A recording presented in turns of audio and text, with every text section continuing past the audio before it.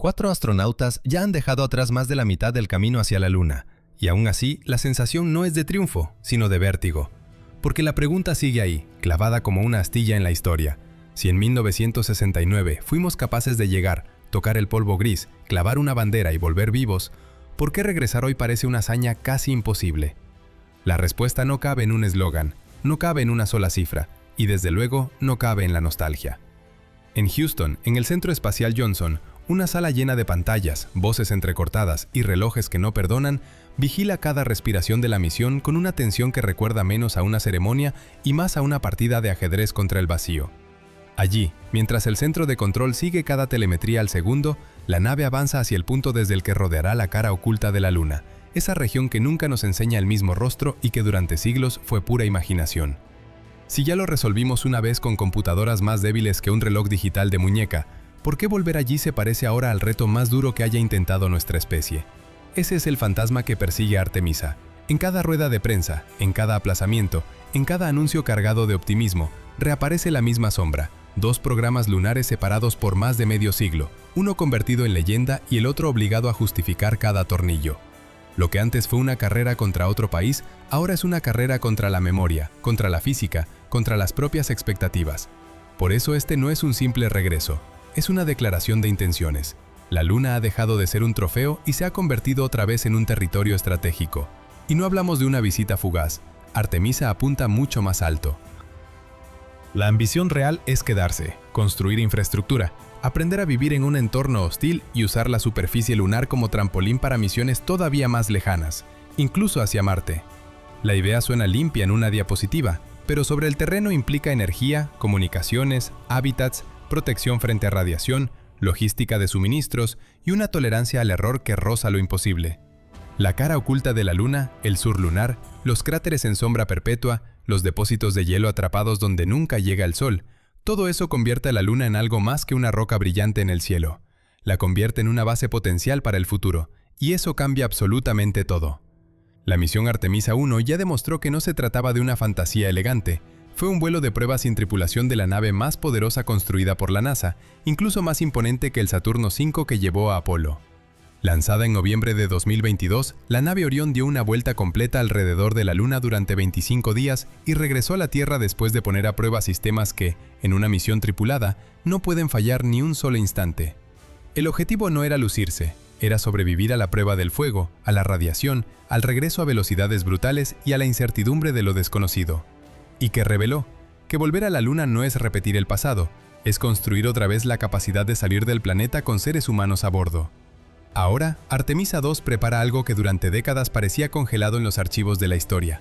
4 astronautas rodearán la Luna y regresarán, convirtiéndose en las primeras personas en salir más allá de la órbita baja terrestre desde diciembre de 1972. No es una frase menor, es una frontera. Entre ellos irá la primera mujer y la primera persona no blanca que se acerquen a la Luna en una misión de este tipo. Una señal inequívoca de que este programa quiere parecerse al mundo que lo sostiene y no solo al país que lo impulsa. Y cuando llegue Artemisa 3, si todo sale como está previsto, la NASA intentará algo que no hace desde hace más de 50 años. Un alunizaje cercano al Polo Sur, una zona hostil, irregular y casi insultante en su complejidad, precisamente porque allí podría esconderse el recurso más codiciado de todos, agua congelada. Aquí está la diferencia más profunda con Apolo. Aquello fue una guerra fría convertida en espectáculo cósmico. Esto es otra cosa. Más de 40 países ya han firmado los Acuerdos Artemisa, un marco que pretende fijar reglas de cooperación pacífica, transparencia y uso responsable del espacio. La Agencia Espacial Europea, Japón, Canadá y otros socios no están mirando desde la grada, están dentro del plan. El programa ya no pertenece solo a una bandera, pertenece a una arquitectura de alianzas que intenta evitar que el espacio se convierta en un territorio sin ley. Y esa transición, tan silenciosa como enorme, es parte del motivo por el que esta vez todo es más lento, más costoso y mucho más complejo. Soy el coronel Jeremy Hansen, astronauta de la Agencia Espacial Canadiense y especialista de misión de la NASA para Artemisa 2 alrededor de la Luna. Cuando una frase así entra en juego, queda claro que esta historia ya no se cuenta desde un único país, sino desde una coalición que comparte riesgos, tecnología y prestigio. Canadá tendrá un astronauta a bordo en el primer vuelo tripulado del programa, y eso no es un detalle decorativo. Es una muestra de que la conquista lunar del siglo XXI quiere ser multilateral, más científica y menos heroica en el sentido clásico. Menos bandera clavada, más sistema construido. menos foto icónica, más supervivencia a largo plazo. Pero entonces surge el problema incómodo, el que nadie consigue borrar del todo. Si ya lo hicimos antes, ¿por qué ahora cuesta tanto? Volvamos al punto exacto donde empezó la leyenda, porque ahí está también la raíz de la comparación. El 16 de julio de 1969, Neil Armstrong, Buzz Aldrin y Michael Collins despegaron desde Cabo Cañaveral en Apolo 11, sobre un Saturno V cuyo empuje rozó los 7,5 millones de libras. No fue un simple lanzamiento, fue una explosión controlada tan bestial que los sismógrafos llegaron a detectarla a gran distancia, como si la Tierra hubiera sentido el golpe en los huesos. 4 días después, Armstrong y Aldrin descendieron en una nave diminuta, casi del tamaño de un armario, guiada por un software más limitado que una calculadora de bolsillo actual. Y aún así bajaron hacia un mundo donde no había margen para corregir el error 2 veces. Esa tensión, esa fragilidad es la que sigue fascinando. Porque a 40 segundos del final del combustible, cuando la computadora comenzó a escupir alarmas y la zona prevista de aterrizaje resultó estar plagada de rocas, Armstrong miró por la ventana y entendió lo que el sistema no podía entender. Allí no había sitio. Tomó el control manual, sobrevoló el campo de piedras, buscó una superficie libre y aterrizó con apenas 17 segundos de combustible restante. 17. Eso no es una anécdota, es una lección brutal sobre improvisación, sangre fría y riesgo real. Mientras en Houston contaban cada segundo, él estaba decidiendo si la misión terminaba en historia o en tragedia. El módulo aterrizó. La frase «Águila ha alunizado» cruzó el planeta como una descarga. Cientos de millones de personas la escucharon por televisión, y durante 2 horas y 31 minutos, Armstrong y Aldrin caminaron sobre la superficie, recogieron 21,5 kilos de muestras, desplegaron instrumentos científicos y dejaron reflectores láser que todavía hoy sirven para medir con precisión la distancia a la Luna. Luego regresaron al módulo de mando, donde Collins los esperaba en órbita, solo, invisible para la mayoría del público, pero esencial para que todo funcionara. El viaje terminó con un amerizaje en el Pacífico el 24 de julio, pero en realidad había empezado una era. Entre 1969 y 1972, la NASA realizó 6 aterrizajes lunares y 12 seres humanos caminaron sobre aquel paisaje sin aire. Apolo 12 siguió al primero, y después Apolo 14 llevó de vuelta a la superficie a Alan Shepard, el mismo hombre que había sido el primer estadounidense en el espacio y que años después cerraría el círculo con una caminata lunar inolvidable. Pero incluso esa secuencia de victorias no explica por sí sola el misterio de fondo. Si la hazaña existió una vez, ¿qué parte de ella se perdió por el camino? Porque la Luna no desapareció. Lo que desapareció fue la capacidad de volver como entonces, con la misma rapidez, la misma voluntad y el mismo músculo industrial. Y esa es la grieta por la que entra toda la historia que viene. En las misiones Apolo 15, Apolo 16 y Apolo 17, cada tripulación llevó su propio vehículo lunar, y eso cambió por completo la escala de lo que podían hacer. De pronto ya no estaban pegados al punto de aterrizaje como si una cuerda invisible los sujetara al módulo. Podían alejarse varios kilómetros, cruzar terreno ondulado, entrar en cráteres pequeños, detenerse ante una roca prometedora y volver con el margen suficiente para no jugarse la vida en el camino de regreso. Esa pequeña máquina, compacta y frágil a la vista, multiplicó la ambición científica de cada salida. Y en diciembre de 1972, la última de esas misiones llevó a la Luna a Harrison Schmitt, un geólogo profesional, el único científico de carrera que ha pisado la superficie lunar. Piénselo bien, porque esa frase parece sencilla y no lo es. Un hombre formado para leer estratos, fracturas y edades de las rocas estuvo de pie sobre otro mundo, recogiendo muestras con sus propias manos y examinando la historia geológica de un cuerpo que nació hace 4.500 millones de años. Astronauta, senador, profesor, autor, Jack Schmitt no era una figura decorativa, era un lector de planetas. Y cuando más tarde describió la visión de la Tierra desde allí arriba, dijo que nada en su vida lo había preparado para ese golpe visual. Bajo sus botas, la superficie lunar parecía inmóvil, desnuda, casi brutal en su antigüedad. Y desde entonces, nadie ha vuelto a quedarse exactamente en ese mismo lugar. En el apogeo del programa Apolo, unas 400,000 personas trabajaban alrededor de él. Ingenieros, científicos, técnicos, mecánicos, personal de pruebas, controladores de vuelo. No era una sola hazaña, era una civilización entera concentrada en un objetivo. Costó alrededor de $25,000 millones de la época, una cifra que hoy equivaldría a más de 150,000 millones. Y aún así, el dinero no fue lo más extraordinario. Lo verdaderamente asombroso es lo que quedó atrás. Aproximadamente 382 kilogramos de material lunar regresaron a la Tierra.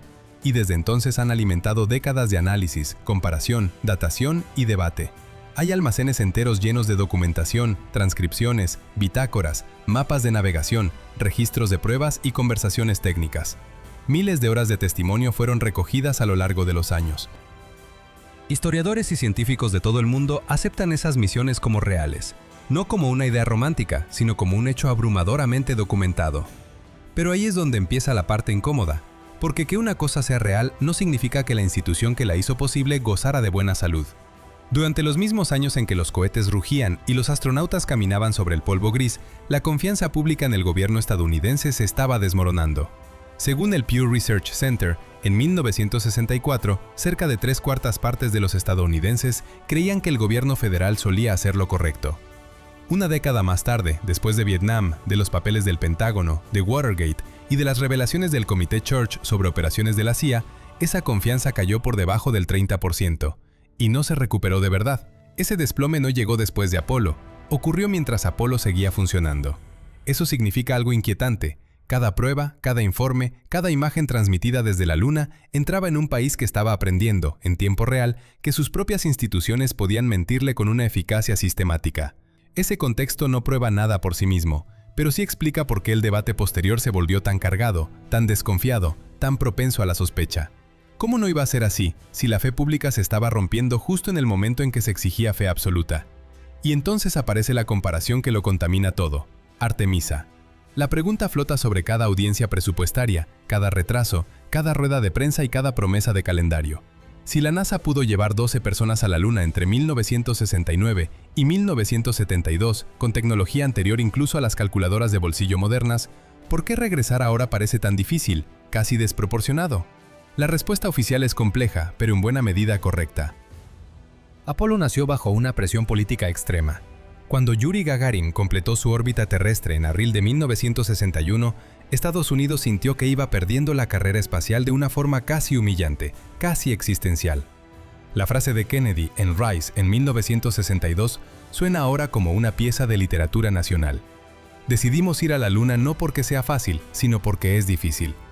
Pero aquella poesía estaba respaldada por poder bruto. El presupuesto de la NASA pasó de menos de $100 millones en 1958 a más de 5.000 millones anuales en el punto álgido de Apolo. Había una urgencia que anulaba la lentitud burocrática. Había una nación dispuesta a pagar el precio. Y aún así, cuando llegó el incendio del Apolo 1 en enero de 1967 y murieron 3 astronautas en la plataforma, todo el programa se detuvo, se desarmó y se rehizo desde los cimientos. Nada se daba por garantizado. Todo se pagaba con riesgo, y cada paso adelante exigía una tolerancia al peligro que hoy resultaría casi impensable. Artemisa opera en un universo distinto. Las normas de seguridad son más estrictas, los ciclos de desarrollo se alargan y la política mete sus manos en cada decisión con la persistencia de un reloj que cambia de dueño cada pocos años. Además, el sistema de lanzamiento ha sido criticado por ingenieros y analistas que señalan un coste descomunal, superior a 4.000 millones por vuelo, especialmente cuando existen alternativas comerciales. Y luego está el problema que nadie quiere admitir de frente: el conocimiento institucional no sobrevivió intacto. Mientras los veteranos de Apolo se jubilaban, se dispersaron soluciones de ingeniería, rutinas de fabricación y saberes operativos que jamás se habían archivado del todo, porque nadie imaginó que algún día harían falta otra vez. Lo que quedó fue un enorme rastro documental, sí, pero un documento no fabrica por sí mismo un cohete. En varios casos hubo que reconstruir componentes del Saturno V a partir de equipos originales y de ingeniería inversa, porque los planos completos ya no bastaban, o directamente habían desaparecido. Es como intentar volver a montar un reloj industrial gigantesco usando fotografías, recuerdos y piezas sueltas, mientras el sistema político exige resultados inmediatos. El resultado, mucho más complicado de lo que suena en un discurso. Y aquí llega la paradoja más dura de todas. Artemisa ni siquiera intenta repetir lo mismo que hizo Apolo. El objetivo antiguo era directo, casi brutal en su sencillez: llegar, plantar bandera, caminar, recoger muestras y volver vivos. La nueva meta es otra escala de ambición. No se trata solo de pisar la Luna otra vez, sino de sostener presencia humana cerca y sobre ella, de crear una estación de paso en órbita lunar, de establecer una base próxima al Polo Sur y de empezar a tejer la logística que algún día tendrá que alimentar una misión a Marte. Comparar ambos programas es como comparar una excursión táctica con la construcción y mantenimiento de una estación permanente en la Antártida. En los dos casos el destino está lejos, pero la naturaleza del desafío no tiene nada que ver. Uno fue un golpe de velocidad histórica, el otro pretende convertirse en infraestructura, y ese salto, mucho más que la distancia, es lo que explica por qué el regreso parece tan difícil. A algunos les basta con esa explicación, a otros les suena demasiado cómoda. Y justo en esa grieta, entre lo que dicen los documentos oficiales y lo que una parte del público se niega a aceptar, nace la discusión que lleva medio siglo encendiendo sospechas. Porque aquí no se enfrenta solo una teoría contra otra, se enfrentan dos maneras de mirar la misma historia, una con confianza institucional y otra con una desconfianza casi instintiva. Y mientras ese debate sigue abierto, las misiones de Artemisa ya están ocurriendo de verdad, delante de nuestros ojos. Artemisa 2 está prevista para lanzarse en los próximos meses, y cuando despegue no será un simple vuelo de prueba. Será la primera vez en más de 5 décadas que la humanidad salga otra vez de la órbita terrestre rumbo a la Luna. La última vez que ocurrió algo así fue en 1972, y desde entonces el silencio ha sido tan largo que muchos han olvidado lo frágil que es cada avance en exploración espacial. Si uno quiere seguir esta historia en tiempo real, con cada decisión, cada retraso y cada maniobra que puede marcar las próximas décadas de la carrera espacial, hay que entender una cosa: esto no ha terminado. Apenas está entrando en su siguiente fase, y precisamente por eso conviene mirar de cerca el origen de la sospecha. Lo primero que hay que decir sobre Bill Kaysing es que no era un desequilibrado. Eso es importante, porque desmonta de inmediato la caricatura fácil. Trabajó como redactor técnico en Rocketdyne, la empresa que desarrollaba motores para el Saturno V, incluido el poderoso Funo 1 del cohete. No estaba hablando desde fuera de la industria, ni desde una obsesión improvisada. La dejó en 1963, 6 años antes de la llegada del Apolo 11, y durante años fue acumulando lo que él consideraba pruebas, piezas sueltas, detalles técnicos, inconsistencias visuales, comparaciones que, según su interpretación, formaban una imagen mucho más inquietante que el relato triunfal que vendía la NASA. En 1976 publicó por su cuenta No fuimos nunca a la Luna, y aunque la obra fue despreciada por la comunidad científica, hizo algo mucho más duradero que convencer a expertos: sembró la duda. En su mesa de trabajo, a mediados de los años 70, no había solo papeles. Había fotografías clavadas junto a recortes de prensa, informes mecánicos, notas subrayadas y ampliaciones de imágenes que, a sus ojos, revelaban un patrón. Ese tipo de archivo tiene una fuerza casi detectivesca. Parece decir que la verdad es escondida a plena vista, esperando a que alguien conecte los puntos correctos. Durante años, esa idea quedó confinada a los márgenes, pero con la llegada de Internet a finales de los 90, el margen se convirtió en ecosistema. La sospecha dejó de circular en círculos reducidos y empezó a multiplicarse a velocidad viral, alimentada por foros, videos, capturas congeladas y análisis cuadro por cuadro. Un estudio de YouGov de 2019 estimó que alrededor del 6% de los estadounidenses cree que el alunizaje fue un montaje. Puede parecer una minoría pequeña, pero estamos hablando de millones de personas. ¿Y qué es lo que más las convence? Los argumentos se repiten una y otra vez, casi siempre en el mismo orden, como si pertenecieran a un manual de sospecha. El primero es el de la bandera. En las imágenes del Apolo 11, la bandera estadounidense parece moverse, ondular, incluso flamear. Y eso, para quien no conoce el contexto, parece imposible. La Luna no tiene atmósfera, no tiene viento, no tiene ese empuje invisible que hace ondear una tela. Entonces, ¿por qué se mueve? A ojos del escéptico, la escena se parece demasiado a un decorado mal resuelto. El segundo argumento son las estrellas. En todas las fotos lunares el cielo aparece negro, vacío, sin una sola estrella visible, ni una. Y si el paisaje está tan lejos de la Tierra, en una superficie sin aire que disperse la luz, ¿no deberían verse incluso mejor que desde aquí abajo? Para muchos, su ausencia parece una omisión demasiado conveniente. Luego vienen las sombras.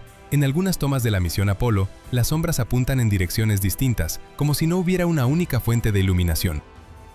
Y si el Sol era la única lámpara del escenario, ¿cómo explicar esos ángulos? Finalmente, está el asunto de los cinturones de Van Allen, esas zonas de radiación atrapadas por el campo magnético terrestre. ¿Cómo atravesó una nave tripulada un entorno así sin freír a los astronautas ni arruinar las películas y las cámaras? A eso se suma el argumento político, el más peligroso de todos porque conecta a los demás con una sospecha mayor. En plena Guerra Fría, Estados Unidos tenía un motivo enorme para fingir una victoria monumental ante el mundo. Si pudo mentir sobre Vietnam, sobre el Golfo de Tonkin o sobre operaciones encubiertas, ¿por qué no sobre la Luna? Pero ahí está el problema. Un motivo no es una prueba, por fuerte que suene. Es una hipótesis sobre la conducta de una institución, no una demostración de fraude. Y aún así, el cuestionamiento no desaparece solo con decir no.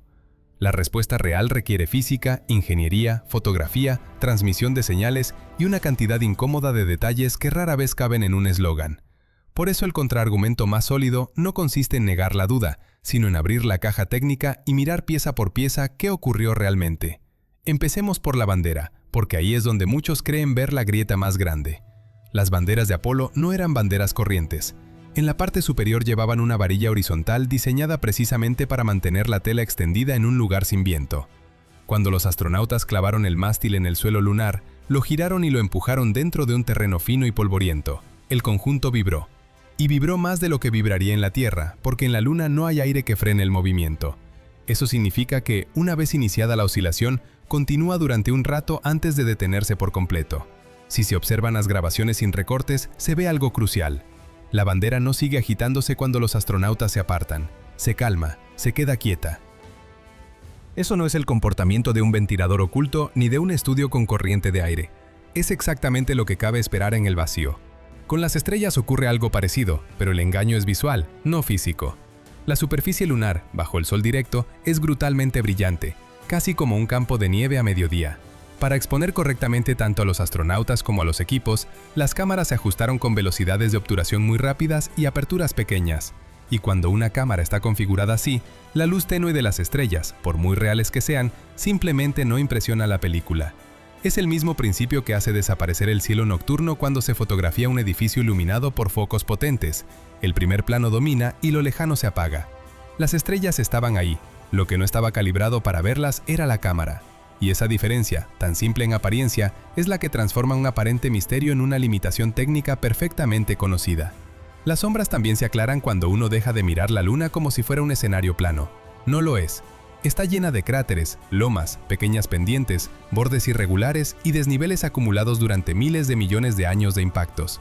En una superficie así, una sombra proyectada desde un punto algo más alto o más bajo puede parecer desviarse, abrirse o cambiar de dirección sin que exista más que una sola fuente de luz. La geometría del terreno engaña al ojo humano con una facilidad extraordinaria. Y entonces aparece otra pregunta inevitable. Si tantos detalles tienen una explicación técnica, ¿por qué siguen pareciendo tan persuasivos fuera de contexto? Quizá porque nuestra intuición visual funciona muy bien en una habitación o en una calle, pero se vuelve frágil cuando se enfrenta a un entorno tan extraño como la Luna. Cuando la luz del sol cae oblicuamente sobre un terreno irregular y tridimensional, la sombra no puede comportarse de forma uniforme. Se quiebra, se estira y se dispersa según cada relieve, cada saliente y cada depresión del suelo. Eso es exactamente lo que encontraron los investigadores cuando reconstruyeron digitalmente los paisajes de las zonas de alunizaje del programa Apolo y los compararon con el ángulo preciso del Sol en el instante exacto de cada fotografía. La coincidencia no era vaga ni sugerida, encajaba con las leyes físicas de manera milimétrica, como si la escena hubiera sido calculada por la propia geometría del lugar. Y no se trata de una especulación improvisada, sino de un trabajo publicado en literatura científica revisada por pares, donde otros especialistas pueden examinar, discutir y refutar cada paso del método. En otras palabras, la sombra no dice lo que alguien quiere oír, sigue la física, y la física no negocia. La cuestión de la radiación también resiste mejor de lo que muchos imaginan. La Agencia Espacial midió las dosis recibidas en cada misión y diseñó las trayectorias para atravesar los cinturones de Van Allen con la máxima rapidez posible, reduciendo al mínimo el tiempo de exposición. Esos cinturones, compuestos por partículas atrapadas por el campo magnético terrestre, son un entorno hostil, sí, pero no una muralla mágica imposible de cruzar. Las dosis acumuladas fueron superiores a las de la superficie terrestre, aunque se mantuvieron dentro de márgenes que no provocan enfermedad aguda por radiación. Además, los astronautas del Apolo fueron objeto de estudios médicos a largo plazo, publicados con el paso de los años, y los resultados no encajan con la imagen de hombres sometidos a una supuesta carnicería invisible. Incluso la película fotográfica usada en aquellas misiones estaba preparada para tolerar el nivel de irradiación esperado. Cuando se juntan la planificación de trayectorias, la dosimetría y los datos clínicos, la historia deja de ser un mito fácil de derribar y empieza a parecerse a una operación espacial real, técnicamente exigente y cuidadosamente ejecutada. Pero aquí es donde el argumento se vuelve más difícil de esquivar, la evidencia material. 282 kilos de suelo y roca lunar no quedaron encerrados en un solo laboratorio ni en una sola narrativa oficial. Fueron distribuidos entre instituciones científicas de decenas de países, incluidos algunos que, en plena Guerra Fría, tenían motivos sobrados para desenmascarar cualquier engaño estadounidense. Y esos materiales no eran simples piedras raras. Presentaban una firma isotópica incompatible con la mayoría de las rocas terrestres, texturas cristalinas formadas en la ausencia total de agua y huellas de radiación cósmica que no se parecían a las de ningún meteorito conocido en aquel momento. Eso es crucial, porque falsificar algo así no significa pintar una roca y decir viene de la Luna. Significa recrear un historial geológico entero, con una precisión que roza lo absurdo. Científicos soviéticos analizaron muestras, geólogos independientes de Japón, Alemania, Países Bajos, Australia y otros países verificaron su origen lunar. Si todo fuera un montaje, habría requerido una conspiración internacional entre expertos cuya recompensa sería, precisamente, descubrir la mentira. ¿De verdad alguien cree que tantos equipos distintos habrían sostenido una farsa semejante durante décadas? Y si las rocas todavía dejaran alguna rendija para la duda, hay otro detalle mucho más incómodo: los retroreflectores. Durante las misiones Apolo 11, 14 y 15, los astronautas colocaron en la superficie lunar conjuntos de espejos de esquina, diseñados para devolver un rayo láser exactamente hacia su fuente. No era una decoración ni un gesto simbólico, era un experimento de precisión. Hoy, observatorios de Francia, Italia, Alemania, Japón y Estados Unidos siguen enviando pulsos láser a la Luna y registrando el eco que regresa. Gracias a ese rebote, los científicos pueden medir la distancia entre la Tierra y la Luna con precisión centimétrica, y lo hacen de forma regular, no una sola vez ni como curiosidad histórica. El aparato sigue funcionando.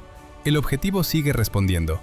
Algo colocado allí arriba por seres humanos está devolviendo luz al punto de origen, década tras década, como si la Luna conservara la huella de aquella visita. ¿Cómo se explica un objeto diseñado para ese fin, operando justo donde se dijo que fue colocado? Y luego está el reconocimiento que incomoda todavía más, porque no procede de la NASA ni de sus aliados. Durante la Guerra Fría, la Unión Soviética tenía el incentivo más poderoso posible para desmentir el alunizaje estadounidense. Si hubiera sido un fraude, demostrarlo habría constituido una victoria propagandística colosal, una herida pública, estratégica y moral para Estados Unidos. La carrera espacial no era un concurso técnico cualquiera, era una batalla de prestigio global. Los soviéticos habían lanzado el primer satélite, habían puesto al primer ser humano en órbita y habían perdido la carrera lunar por poco margen. Si el Apolo 11 hubiera sido una mentira, esa habría sido la oportunidad perfecta para humillar al rival delante de todo el planeta. Y no lo hicieron. Las estaciones soviéticas de seguimiento y comunicación profunda en lugares como Eupatoria, Ussurisk y Simferópol rastrearon las misiones en tiempo real con equipos independientes. Los científicos soviéticos siguieron las trayectorias lunares y confirmaron que las transmisiones llegaban desde el lugar correcto del espacio. Años después, responsables del programa, cosmonautas y funcionarios espaciales reconocieron públicamente que los astronautas estadounidenses sí habían caminado sobre la Luna. Esa admisión no era gratuita. La propia Unión Soviética perseguía su proyecto lunar y su cohete Nuno-A, equivalente al Saturno V, explotó repetidamente entre 1969 y 1972 hasta que el programa fue cancelado. Aceptar el éxito ajeno equivalía a admitir una derrota dolorosa, y aún así lo hicieron. Tampoco fue solo la mirada soviética la que confirmó aquello. El observatorio de Parkes, en Nueva Gales del Sur, recibió y retransmitió la señal televisiva del Apolo 11 para buena parte del mundo, operando con total independencia de la NASA.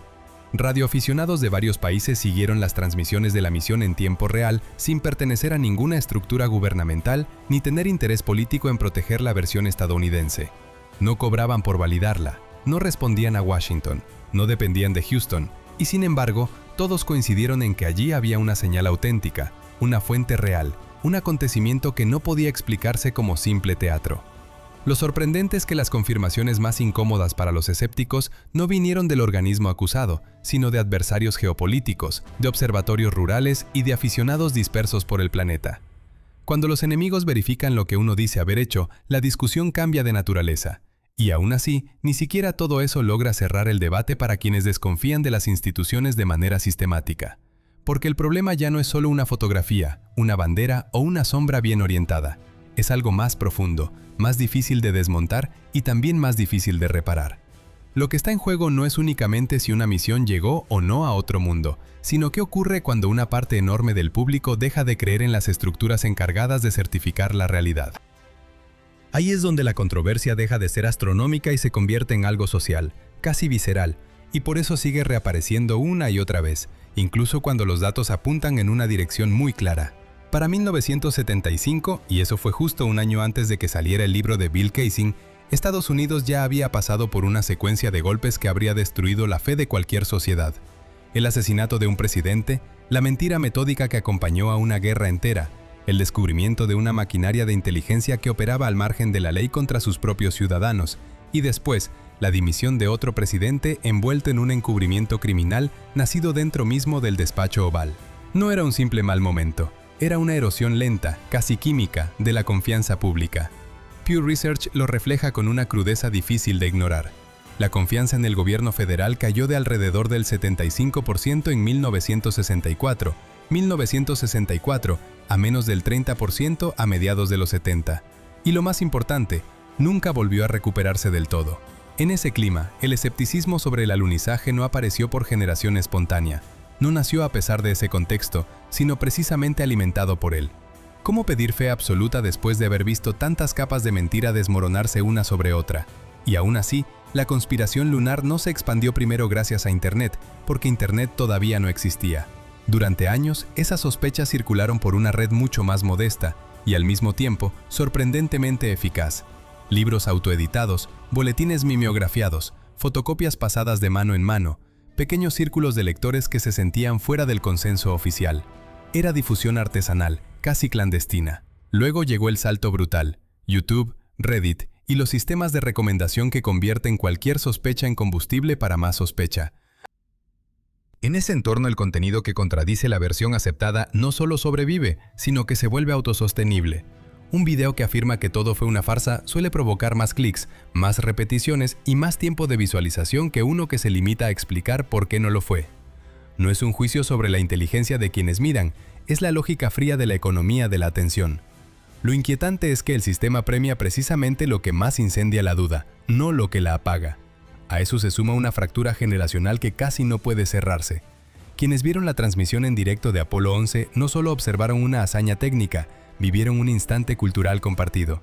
Entendían el contexto de la carrera espacial, el pulso de la Guerra Fría, la sensación de que cada avance en órbita tenía una sombra soviética al otro lado. Algunos tenían amigos, familiares o compañeros dentro de la industria aeroespacial. Otros recuerdan la voz de Armstrong saliendo del televisor pasada la medianoche, en una casa silenciosa donde ese murmullo llegaba como si viniera desde otro mundo. Esa experiencia no se copia. Un video visto medio siglo después, aislado en una pantalla pequeña y rodeado de ruido digital, no produce la misma huella emocional. Vivir la historia y consumirla más tarde no son la misma cosa, y de ese desajuste nace buena parte del conflicto. Aquí es donde el mecanismo se vuelve más extraño. Cuanto más material presentas a alguien que ya está instalado en una desconfianza profunda hacia las instituciones, más probable es que interprete ese material como parte del encubrimiento. La evidencia deja de actuar como evidencia y pasa a ser vista como una maniobra defensiva. Claro que tienen respuestas para todo, piensan algunos. Tuvieron medio siglo para ensayar esas respuestas. Desde ese ángulo, la versión oficial no suena convincente, suena preparada. Y ese detalle lo cambia todo, porque no estamos ante una creencia ligera que se corrige con un par de datos, sino ante una convicción blindada. Las convicciones blindadas no se rompen con más cifras, se sostienen o se tambalean según el nivel de confianza en quien habla. ¿Y cuánto queda de esa confianza cuando la historia reciente enseñó a sospechar de casi todo? En ese marco entra Artemisa, y entra como prueba, provocación o ambas cosas a la vez. A diferencia de Apolo, el programa opera dentro de un paisaje informativo que ya no se parece en nada al de los años 60. La misión Artemisa 1 se esperaba para noviembre, y su seguimiento ya se realizó con el público conectado en directo, sin esperar al noticiero nocturno ni a la repetición del día siguiente. Cientos de miles de personas observaron la transmisión en tiempo real. La nave Orión devolvió imágenes de la Luna captadas por cámaras a bordo, no por decorados ni por cámaras de estudio, sino por instrumentos que enviaban telemetría en vivo desde el espacio profundo. Y cuando Artemisa 3 logre, si todo sale según lo previsto, llevar seres humanos otra vez a la superficie lunar, lo hará con cámaras de resolución 4K y con una audiencia potencial de 8.000 millones de personas, capaces de revisar cada segundo de la misión casi al instante. Esa diferencia no es menor. Transforma el alunizaje en un acontecimiento mucho más visible, mucho más escrutable y, paradójicamente, mucho más discutido. La red internacional que rodea a Artemisa también rompe con la estructura cerrada de Apolo. La Agencia Espacial Europea construyó el módulo de servicio de Orión. La agencia canadiense aportó el brazo robótico de la estación Gateway. En futuras misiones, astronautas japoneses deberían participar en actividades vinculadas al aterrizaje lunar. Ya no se trata de una sola nación sosteniendo sola el relato, la técnica y el riesgo. Ahora hay decenas de países aliados con sus propias comunidades científicas, su propia infraestructura de seguimiento, sus propios intereses diplomáticos y sus propios observadores. Para sostener una falsificación global en ese contexto, el fraude tendría que ser tan gigantesco que la supuesta conspiración de Apolo parecería un ensayo escolar. ¿De verdad podría mantenerse un engaño así cuando tantas miradas independientes tienen acceso a datos, señales y trayectorias? Por eso algunos sostienen que Artemisa podría terminar funcionando como una especie de confirmación retrospectiva. Si el mundo ve un alunizaje moderno en alta resolución, con observadores internacionales, con documentación abundante y con una tecnología tan transparente como rastreable, entonces la vieja historia de Apolo podría dejar de parecer un rompecabezas imposible y empezar a verse como lo que quizás siempre fue, un documento histórico de otra época, con sus limitaciones, sus trucos de comunicación y su estética tecnológica primitiva. Veríamos cómo luce realmente la superficie lunar bajo las botas, cómo se mueve un cuerpo dentro de un traje presurizado en una gravedad de apenas una sexta parte de la terrestre, cómo cae el polvo, cómo rebota la luz, cómo se comporta una figura humana en un entorno sin aire. Y de pronto, esas imágenes granulosas de hace décadas podrían ganar una nueva textura, no la de un misterio, sino la de un testimonio. Pero hay otra lectura, y es la que más incomoda. Si Artemisa consigue poner humanos en la Luna solo después de años de retrasos, fallos técnicos, cambios de diseño y sobrecostes de miles de millones, entonces la misión no se verá como una repetición sencilla, sino como una proeza de ingeniería casi insoportable de ejecutar. Y en ese caso el argumento del escéptico no desaparece, se afila. Porque entonces la pregunta será inevitable. ¿Cómo lograron hacerlo 6 veces en apenas 3 años, con reglas de cálculo, computadoras primarias y una presión geopolítica monumental, mientras que ahora necesitamos décadas, contratos gigantescos y presupuestos desbordados para intentar una sola vez algo parecido? La respuesta no admite una sola línea.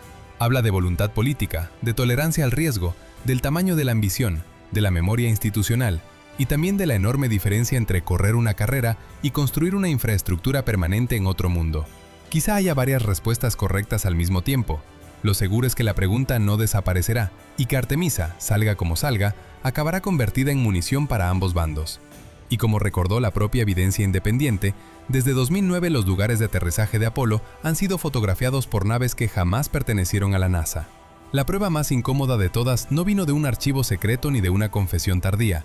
Llegó desde el propio espacio, en silencio, décadas después, cuando el Lunar Reconnaissance Orbiter de la NASA, lanzado en 2009 y todavía activo, fotografió con una nitidez asombrosa los 6 lugares de alunizaje del programa Apolo. Allí seguían las etapas de descenso de los módulos lunares, exactamente donde habían quedado, junto con instrumentos desplegados por los astronautas, y en los casos de Apolo 15, Apolo 16 y Apolo 17, las huellas de los rovers marcadas todavía sobre el regolito, como si el polvo lunar hubiera decidido conservar la memoria. No era una reconstrucción, no era una ilustración, era la Luna mostrando, con una frialdad absoluta, que algo había ocurrido allí. Y lo más incómodo, no fue la única vez que ocurrió. La sonda japonesa Selene, que orbitó la Luna entre 2007 y 2009, observó de forma independiente la zona de aterrizaje de Apolo 15 y obtuvo datos compatibles con la misión estadounidense. Después llegó Chandrayaan-1, de la India, que no estaba diseñada para validar la historia de la NASA, sino para estudiar la superficie lunar con sus propios instrumentos y su propia agenda científica. Sin embargo, sus resultados también encajaron con las características geológicas de las muestras traídas a la Tierra. 3 agencias, 3 países, 3 intereses distintos. Ninguno tenía como misión principal proteger el prestigio de Estados Unidos, y aún así, cada una terminó apuntando en la misma dirección. Entonces, la pregunta deja de ser ¿quién lo dice? Y pasa a ser ¿qué más hace falta para aceptarlo? Porque siempre aparece la misma objeción, que una foto orbital no basta, que la resolución puede no ser concluyente, que incluso los equipos nacionales podrían equivocarse o participar en una ficción compartida. Es una crítica cómoda, porque pide un único gesto perfecto para derribar años de evidencia acumulada. Pero la realidad no funciona así. La prueba más fuerte casi nunca es una sola imagen, es el conjunto, es la repetición. Es la concordancia entre observaciones separadas por miles de kilómetros, por décadas de diferencia y por contextos políticos que no se parecen en nada. Cuando tantos ojos distintos ven la misma huella, la negación empieza a sonar menos como escepticismo y más como resistencia. Y luego están los retroreflectores. Esos pequeños arreglos dejados en la superficie lunar siguen respondiendo a los pulsos láser enviados desde observatorios de Francia, Italia, Japón y otros países. No hablan, no aparecen en titulares, pero devuelven una señal con una precisión que la física no permite fingir. Para que eso ocurra, tiene que haber allí algo fabricado para reflejar la luz exactamente de esa manera. No una metáfora, no un símbolo. Un objeto real, todavía en uso, todavía integrado en experimentos de Lunar Laser Ranging, que ayudan a medir la distancia a la Luna con una exactitud de centímetros y a estudiar, incluso hoy, cómo se mueve nuestro satélite. Es un puente entre el pasado y el presente que sigue funcionando sin pedir permiso. Y aún así, medio siglo después de que Neil Armstrong pisara el mar de la tranquilidad con apenas 17 segundos de combustible restante, el debate no desapareció. Cambió de forma, se volvió más ruidoso, más fragmentado, más rápido. La llegada de Artemisa no hizo que la discusión terminara, la reactivó con nuevos nombres, nuevas promesas y una audiencia global que ya no espera en la oscuridad de una sala de noticias, sino con un teléfono en la mano y una desconfianza instantánea en el bolsillo. Ahora no solo se discute lo que pasó entonces, sino qué significa volver a hacerlo ahora. Porque regresar a la Luna no solo es una cuestión de ingeniería, también es un juicio sobre la memoria. Ahí está la verdadera línea de fractura. De un lado, 382 kilos de muestras lunares analizadas por científicos independientes de todo el mundo. Rocas antiguísimas, algunas formadas hace más de 4.000 millones de años, estudiadas por geólogos que sabían exactamente lo que estaban tocando. Harrison Schmitt, por ejemplo, no sostuvo una piedra cualquiera, sostuvo material procedente de un cuerpo celeste que había dedicado su carrera a investigar desde la Tierra, y lo hizo a casi 384.000 kilómetros de distancia. Del otro lado, un clima histórico en el que el engaño gubernamental no era una hipótesis paranoica, sino una posibilidad perfectamente reconocible, alimentada por la Guerra Fría, por operaciones encubiertas y por una cadena de desconfianza que el tiempo nunca cerró del todo. A eso se suma Internet, que convierte cualquier duda en incendio y cualquier certeza en sospecha en cuestión de segundos. Y entonces surge la pregunta que nadie consigue matar por completo. Si fue posible hace más de 50 años, ¿por qué seguiría siendo tan difícil ahora? La respuesta incomoda porque obliga a mirar no solo la tecnología, sino a nosotros mismos. No todos evalúan la evidencia del mismo modo. No todos confían en las mismas instituciones. No todos aceptan el mismo umbral de prueba. Por eso este debate no muere. Porque ya no trata únicamente de una misión espacial, sino de quién tiene autoridad para contar la historia y qué tipo de verdad puede sobrevivir a una era de sospecha permanente. Lo irónico es que la exploración lunar actual se desarrolla a plena vista, con seguimiento internacional, con imágenes de resolución muy superior a la que tenía Apolo y con acceso casi inmediato para una audiencia planetaria. Y aún así, si mañana alguien aterrizara otra vez allí, una parte del mundo diría que es la confirmación definitiva, otra diría que todo está manipulado. El mismo hecho, dos lecturas opuestas. Esa es la grieta más profunda de todas. No está en la Luna, está en la confianza. Así que, cuando uno mira las etapas de descenso aún quietas sobre el regolito, los rovers detenidos como insectos metálicos, los reflectores enviando luz de vuelta a la Tierra y las muestras que siguen hablando en laboratorios de varios continentes, la conclusión ya no depende de una sola fotografía ni de una sola voz. Depende de si aceptamos que hay acontecimientos tan bien documentados, tan repetidamente verificados y tan físicamente presentes que negar su realidad exige más fe que admitirla. Tal vez por eso este no es un final cómodo. Es un espejo, y en él no solo vemos la Luna, vemos hasta dónde estamos dispuestos a confiar en lo que nos han mostrado.